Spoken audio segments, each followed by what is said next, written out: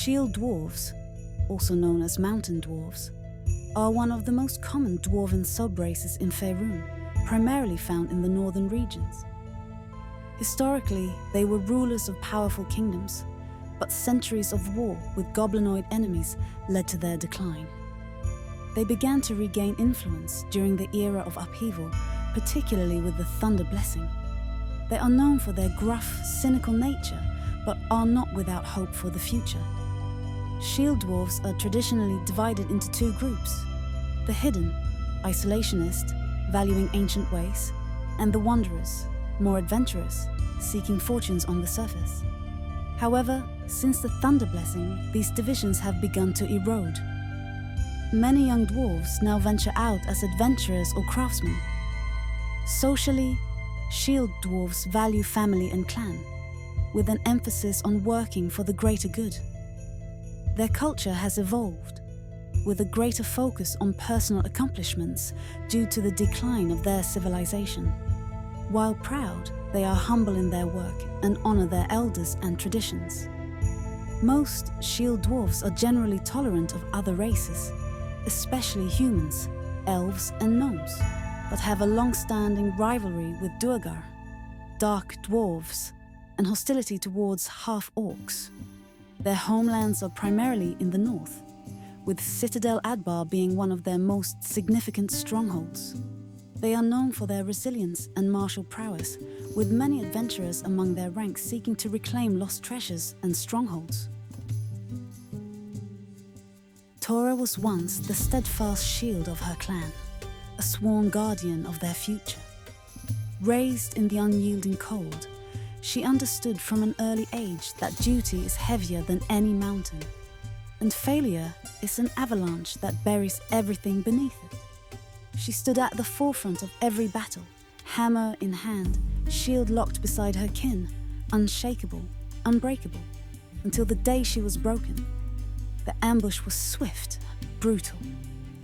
Arrows shattered against her shield, blades glanced off her armor. She fought until her arms were numb and her breath was ragged, but it wasn't enough. The air she was sworn to protect was struck down before her eyes, and in the chaos that followed, an oil-soaked fire spread through the battlefield. Torah stood her ground, shield raised as the flames consumed her. By the time she was pulled from the wreckage, her flesh was seared, the pain a brand she would carry for the rest of her days. Her people did not see a survivor. They saw a failure, and so they cast her out. Now, Torah walks the path of vengeance, a storm rolling over the mountains, biding its time before it strikes with precision. While others let fury cloud their judgment, Torah remains calculated. Justice is too soft a word for what she seeks. Retribution is the only thing that can right the scales. Where once she fought to protect, now she fights to punish. She does not forgive, she does not forget, and she does not yield. Torah Ironfrost is the Ironforged, her shield unshattered, her purpose unrelenting.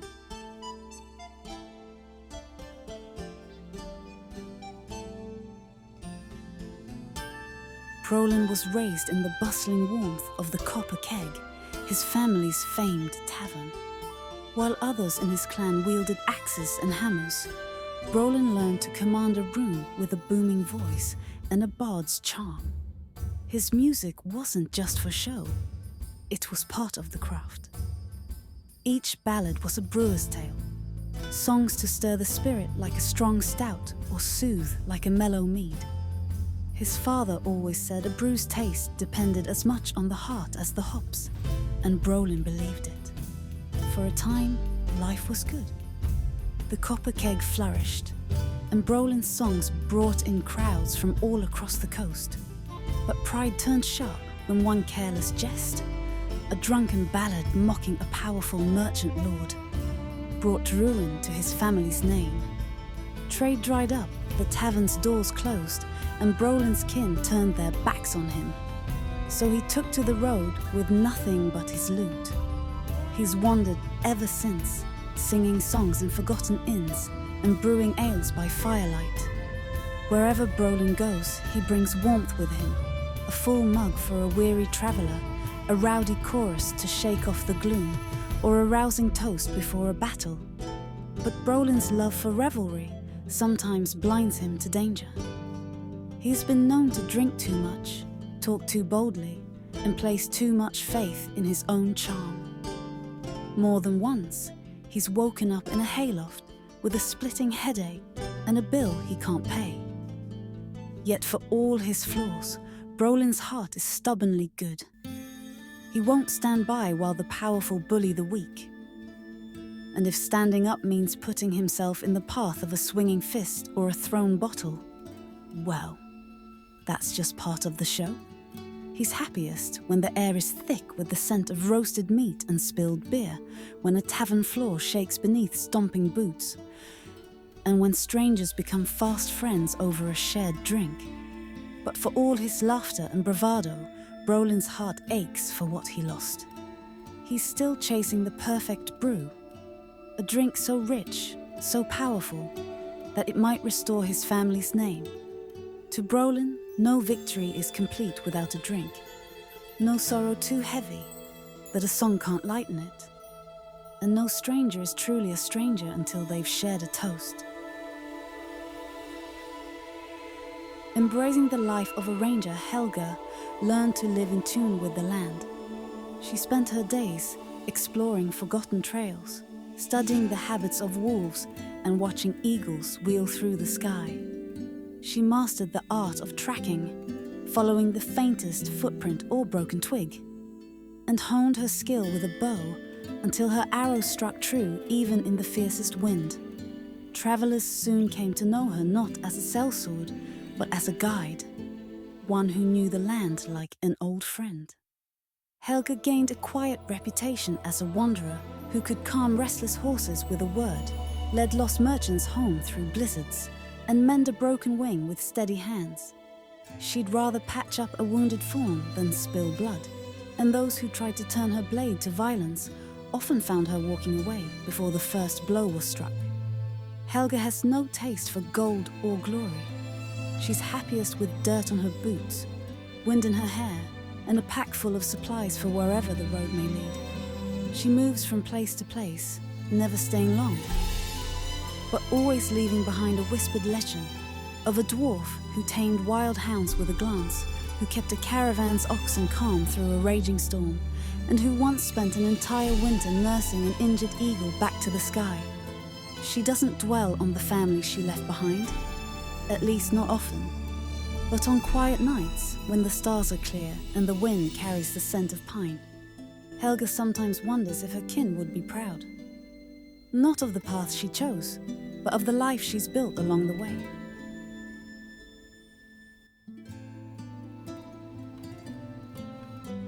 Brynja was born into the Frostguard clan, a noble house known for its iron will and unyielding pride. They claimed their strength came from the frost itself, tempered by hardship.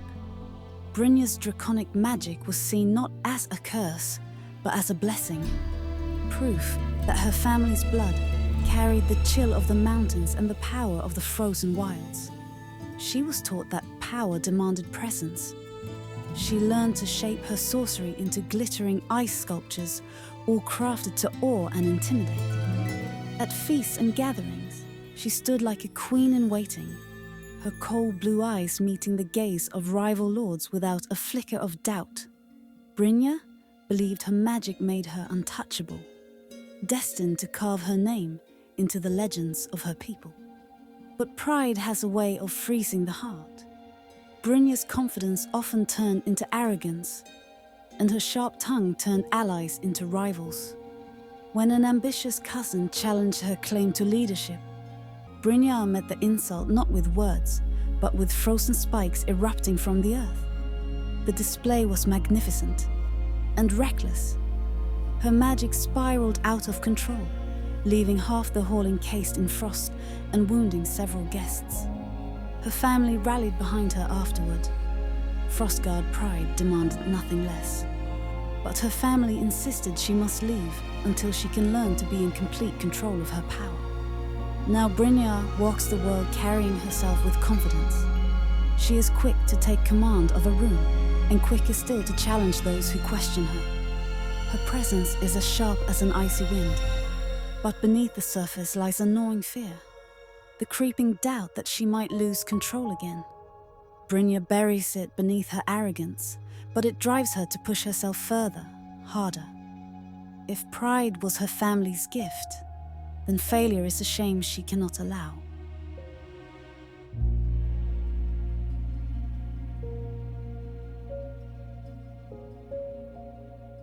If you enjoyed watching, please subscribe to my channel. I plan on making many more videos for this series, and your support will help me continue working on them.